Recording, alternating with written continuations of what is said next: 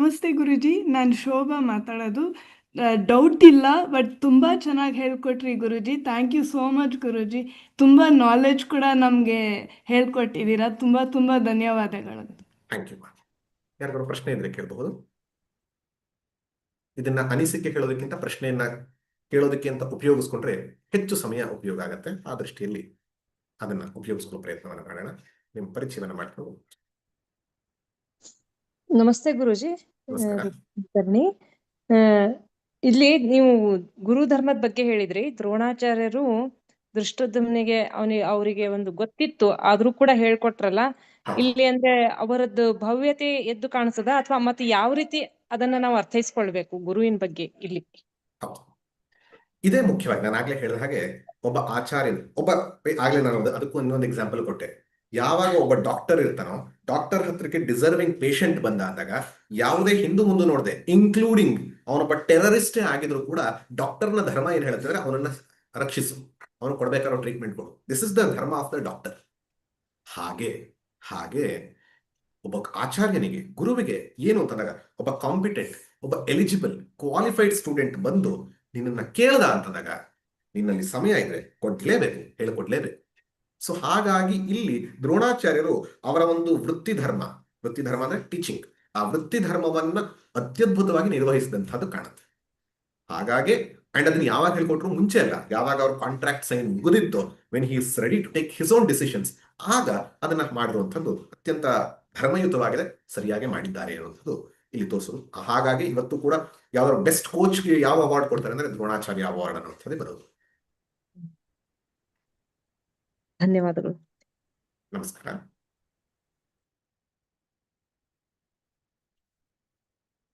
ವೃಂದ ಅವರು ಹೇಳ್ಬಹುದು.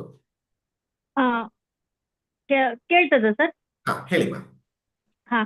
ಸರ್, ನಿಮ್ಮ ಸೆಷನ್ ತುಂಬಾ ಚೆನ್ನಾಗಿತ್ತು. ನನ್ಗೆ ಒಂದು ಎರಡೆರಡು ಡೌಟ್.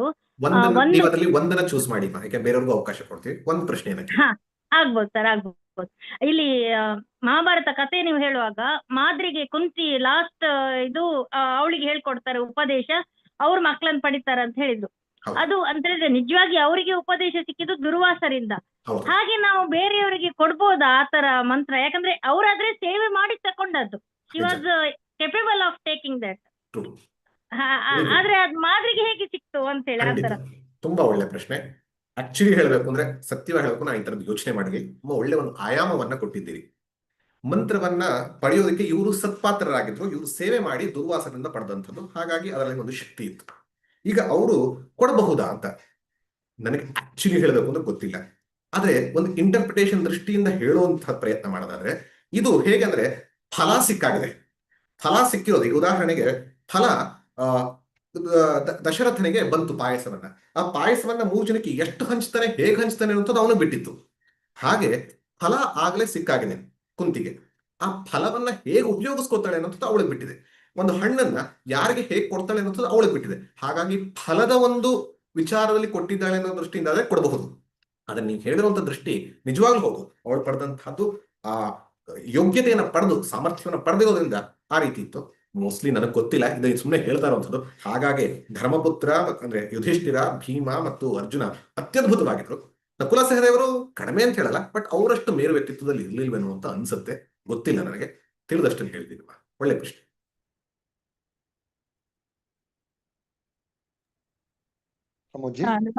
ನಮಸ್ತೆ ಗುರುಜಿ. ನಮಸ್ತೆ. ಭಾನುಮತಿ ಅಂತ. ದ್ರೋಣಾಚಾರ್ಯರು ಗುರುಗಳಾಗಿ ಅಗ್ರಿಮೆಂಟ್ ಯಾಕೆ ಮಾಡಿದ್ರು? ಗುರುಗಳು ಯಾರಲ್ಲೂ ಆತರ ಇದಾಗಬಾರ್ದಲ್ವಾ? ಕರೆಕ್ಟ್. ದ್ರೋಣಾಚಾರ್ಯರು ಅಗ್ರಿಮೆಂಟ್ ಯಾಕೆ ಮಾಡೋದು?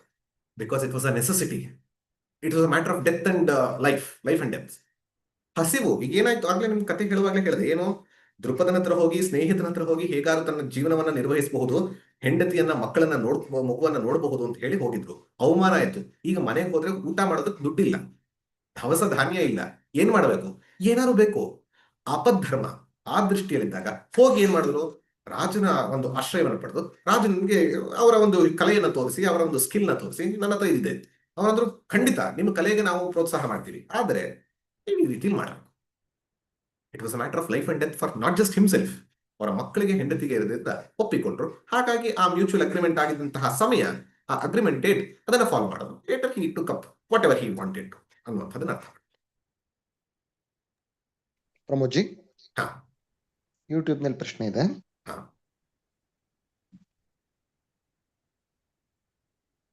ಕೇಳಿ. ಕೇಶವಮೂರ್ತಿ ಅವರು ಕೇಳ್ತಾ ಇದ್ದಾರೆ, ರಣಭೂಮಿಗೆ ಬರುವವರೆಗೆ ದುರ್ಯೋಧನನಿಗೆ ಪಾಂಡವರ ಸಪೋರ್ಟರ್ಸ್ ಬಗ್ಗೆ ತಿಳಿದಿರಲಿಲ್ಲವೇ ಅಂತ. ಹಾ ಏನೇನು ಇನ್ನೊಂದ್ಸರಿ ಕರೆಕ್ಟ್ ಆಗಿ ಹೇಳ್ತೀರಾ? ರಣಭೂಮಿಗೆ ಬರುವವರೆಗೆ ದುರ್ಯೋಧನನಿಗೆ ಪಾಂಡವರ ಸಪೋರ್ಟರ್ಸ್ ಬಗ್ಗೆ ತಿಳಿದಿರಲಿಲ್ಲವೇ ಅಂತ ಕೇಳ್ತಾ ಇದ್ದಾರೆ. ಖಂಡಿತ ತಿಳಿದಿತ್ತು, ಖಂಡಿತ ತಿಳಿದಿತ್ತು. ತಿಳಿದಿರ್ಲಿಲ್ಲ ಅಂತಲ್ಲ. ಇವ್ರದ್ದು 11 ಅಕ್ಷೋಹಿಣಿ, ಅವ್ರಿಗೆ 7 ಅಕ್ಷೋಹಿಣಿ ಹೇಗೆ ಧೃತರಾಷ್ಟ್ರನಿಗೆ ಗೊತ್ತಿತ್ತು, ದುರ್ಯೋಧನನಿಗೆ ಗೊತ್ತಿರಲಿಲ್ಲ ಅಂತಲ್ಲ, ಖಂಡಿತ ಗೊತ್ತಿತ್ತು. ಯಾರ್ಯಾರು ಬರ್ತಿದ್ದಾರೆ ಅನ್ನುವಂಥದ್ದು ಅಂದಾಜು ಇತ್ತು. ಆದ್ರೆ ಕೇಳಿ ತಿಳಿಯೋದಕ್ಕೂ ಕಣ್ಣು ಮುಂದೆ ದರ್ಶಿಸೋದಕ್ಕೂ ವ್ಯತ್ಯಾಸ ಇದೆ. ನಿಮ್ಗೆ ಉದಾಹರಣೆ ಹೇಳಬೇಕು, ನಾನು ಈಗ ನ್ಯಾಷನಲ್ ಯೂತ್ ಡೇಗೆ ಅಂತ ಒಂದು ಕಾಲೇಜ್ನಲ್ಲಿ ಕರೆದಿದ್ರು ಭಾಷಣಕ್ಕೆ ಅಂತ ಹೇಳಿ. ನಾನು ಮುಖ್ಯ ಭಾಷಣಕಾರನಾಗಿದ್ದೆ, ಇನ್ನೊಬ್ರು ಕೂಡ ಇದ್ರು.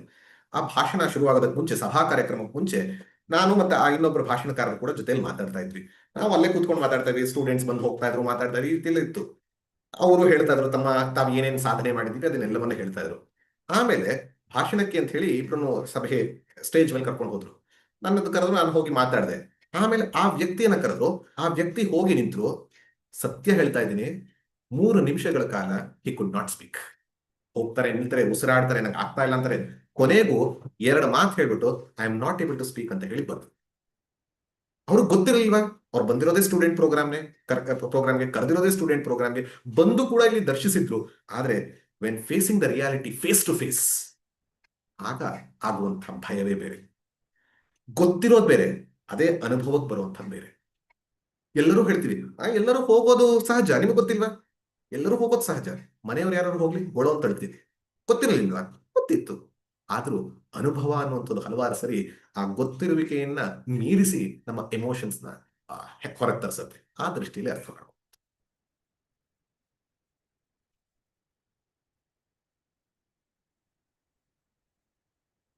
ಯಾರೋ ಚಾಟ್ ಬಾಕ್ಸ್ ಅಲ್ಲಿ ಕ್ವೆಶ್ಚನ್ ಹಾಕಿದ್ರು ಅನ್ಸುತ್ತೆ, ನಂಗೆ ಕಾಣಿಸ್ತಾ ಇಲ್ಲ. ಪ್ರದೀಪ್ ಜಿ ಓದ್ತೀರಾ?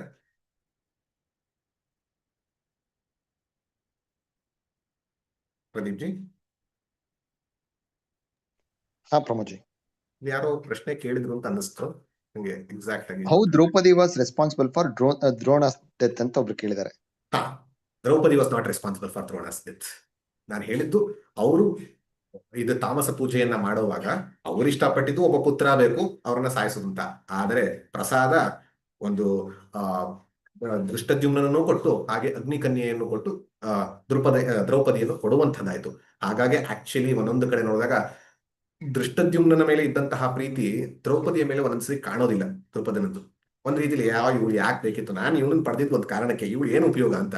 ಆದ್ರೆ ಮುಂದೆ ಯಾವಾಗ ಇವಳು ಬೆಳಿತಾಳೋ ಆಗ ಇವಳನ್ನ ಉಪಯೋಗಿಸಿಕೊಂಡು ಅರ್ಜುನನನ್ನ ವಿವಾಹ ಮಾಡಿಸಿ ದ್ರೋಣರಿಗೆ, ಯಾರು ದ್ರೋಣ ಅರ್ಜುನನ್ನ ಉಪಯೋಗಿಸ್ಕೊಂಡು ತನಗ ಅವಮಾನ ಮಾಡಿದ್ನಲ್ಲ, ಆ ವ್ಯಕ್ತಿಯನ್ನೇ ನಾನು ಅಳಿಯನನ್ನಾಗಿ ಮಾಡ್ಕೋತೀನಿ, ನನ್ನವನನ್ನಾಗಿ ಮಾಡ್ಕೊಂಡ್ಬಿಡ್ತೀನಿ ಅಂತ ಹೇಳುವಂತಹ ಆ ಒಂದು ಚಾತುರತೆ ಇತ್ತು ಅಂತ ಹೇಳ್ಬೋದು. ಆದ್ರೆ ದ್ರೋಣರನ್ನ ಸಾಯಿಸೋದಕ್ಕೆ ನೇರವಾಗಿ ಯಾವುದೇ ರೀತಿಯಲ್ಲಿ ಕೂಡ ದ್ರೌಪದಿ ಕಾರಣ ಅಲ್ಲ.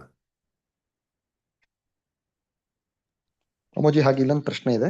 ಭೂಮಿಕಾ ಅವ್ರು ಕೇಳ್ತಾ ಇದ್ದಾರೆ, ಒಬ್ಬ ಲಾಯರ್ ಒಬ್ಬ ದೋಷಿ ಅಂತ ಗೊತ್ತಿದ್ದರೂ ಲಾಯರ್ ಧರ್ಮವನ್ನು ಅನುಸರಿಸಿ ದೋಷಿಯ ಪರವಾಗಿ ವಾದ ಮಾಡುತ್ತಾರೆ, ಅವರನ್ನು ಗೆಲ್ಲಿಸುತ್ತಾರೆ. ಇದನ್ನು ಹೇಗೆ ಅನಲೈಸ್ ಮಾಡುವುದು? ಲಾಯರ್ಗೆ 2 ಧರ್ಮ ಇದೆ.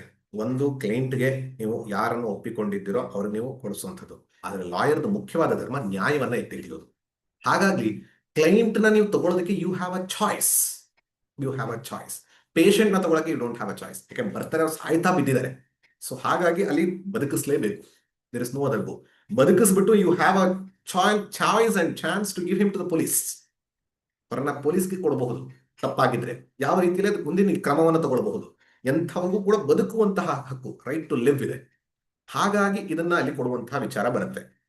ಆದ್ರೆ ಲಾಯರ್ಗೆ ಕ್ಲೈಂಟ್ ನ ತಗೊಳ್ಬೇಕು ಅನ್ನುವಂತ, ಕ್ಲೈಂಟ್ ನ ಅಂದ್ರೆ ಅವ್ರಿಗೆ ಯಾರು ಕಕ್ಷಿದಾರ ಇರ್ತಾರೋ ಅವ್ರಿಗೆ ಏನ್ ಹೇಳ್ತಾರೋ ಅದು ಒಪ್ಕೊಳ್ಬೇಕು ಅನ್ನುವಂತಹ ಪ್ರೊಫೆಷನಲ್ ಎಥಿಕ್ಸ್ ಅನ್ನುವಂಥದ್ದು ಒಂಚೂರು ಇದೆ. ಆದ್ರೆ ಅವರ ಮೂಲಭೂತವಾದ ಕರ್ತವ್ಯ ನ್ಯಾಯವನ್ನ ಎತ್ತಿ ಹಿಡಿಯೋದು, ಕ್ರಮವನ್ನ ಎತ್ತಿ ಹಿಡಿಯೋದು.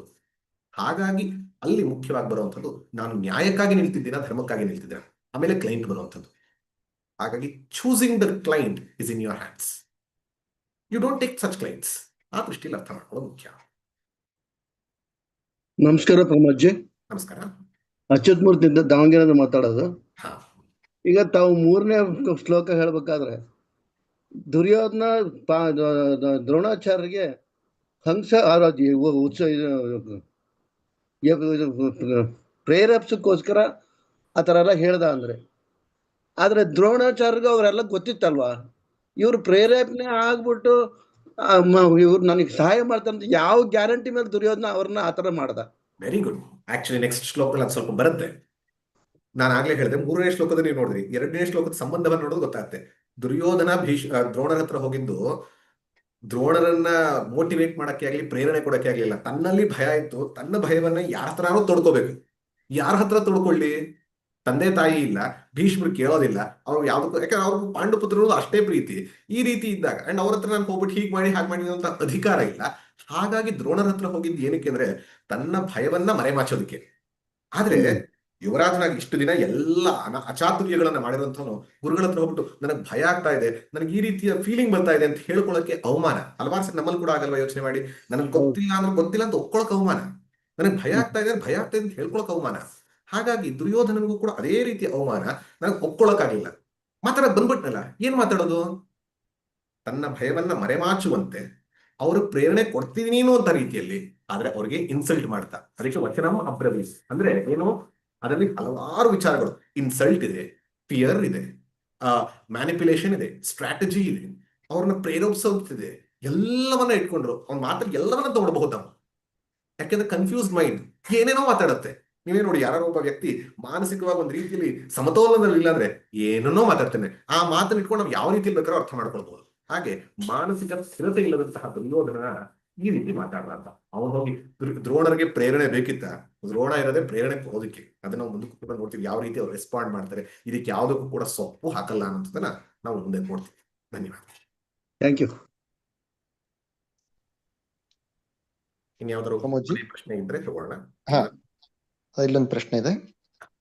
ನಾಗರಾಜ್ ಅವ್ರು ಕೇಳ್ತಾ ಇದ್ದಾರೆ ಯೂಟ್ಯೂಬ್ ನಲ್ಲಿ, as the contract was over, Dronacharya was not obligatory to take Duryodhana's side.